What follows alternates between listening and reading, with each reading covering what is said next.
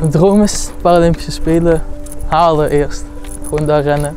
En dan het gevoel hebben dat ik aan mezelf heb bewezen dat ik gewoon even snel als vroeger kon zijn of sneller.